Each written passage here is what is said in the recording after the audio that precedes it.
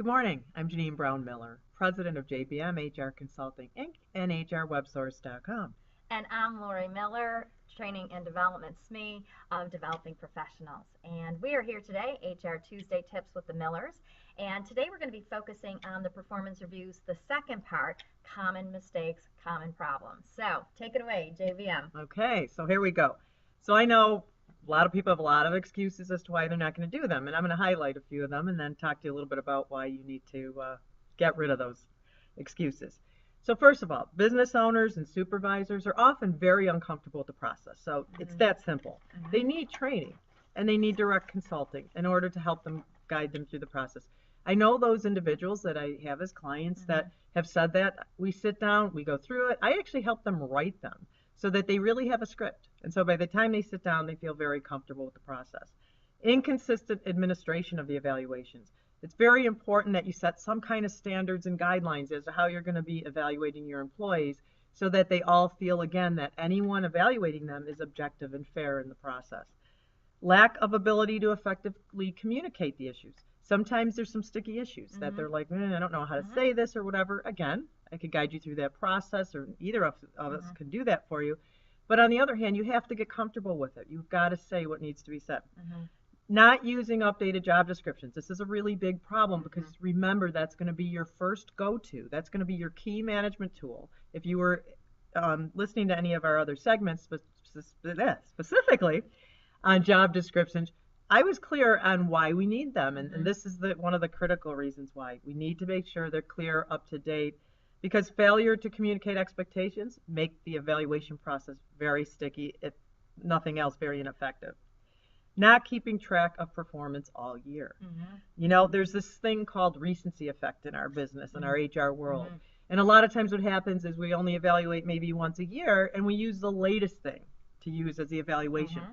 And we don't want to do that. So all year long, I always tell people, you know, keep a file on your employees, throw notes in, good, bad, whatever, so that by the time you really sit down and formally address performance, you have some good notes and some specific examples for them.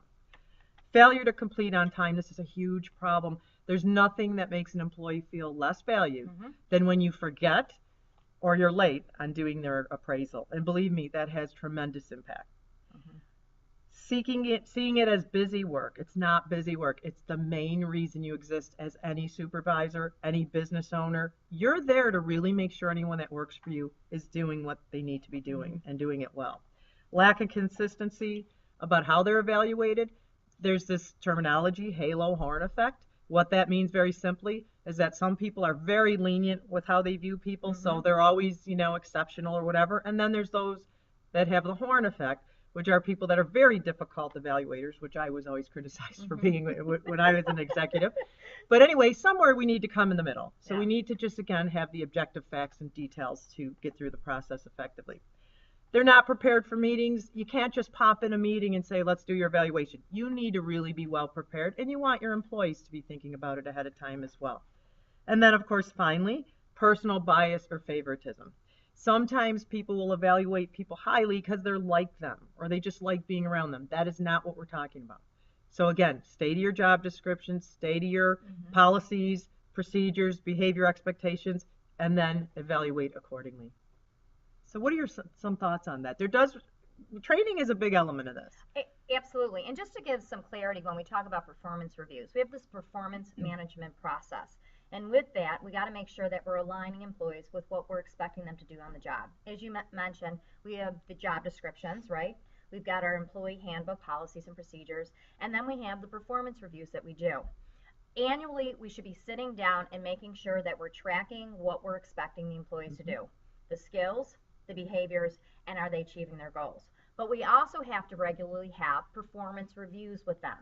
And the reason that I say that is we have to make sure our employees are continuing to grow and develop to their fullest capacity. And so we have a responsibility, one, to train our managers on how to deliver effective feedback. Great training that you can do. How do I make sure that they're reaching their goals, they're reaching their objectives? And if there's a behaviors that I want them to start, stop, or continue doing, how do I deliver that feedback effectively? And then also with the employees, if I'm not doing something, where can I grow? How do I get the support that I need? Exactly. That's where we find the disconnect, and when they do training and coaching in that area. So the performance reviews are critical. an annual performance appraisal process where we have the formal documentation, but regular dialogue with our employee that's less formal, but a little bit more informal. Exactly. So Okay. I think that's it for today. We talked about performance reviews last segment and today. And so hopefully with this information, you can kind of take your individuals and your organizations to the next level. So next time, we're actually going to be talking about the selection process. How do you hire the right employees? We're going to spend a lot of time and energy on that. So I'm Lori Miller, your training development SME. And I'm Janine Brown Miller, your HR go-to person. Thanks for being here. We'll see you next time. Relax, we got this.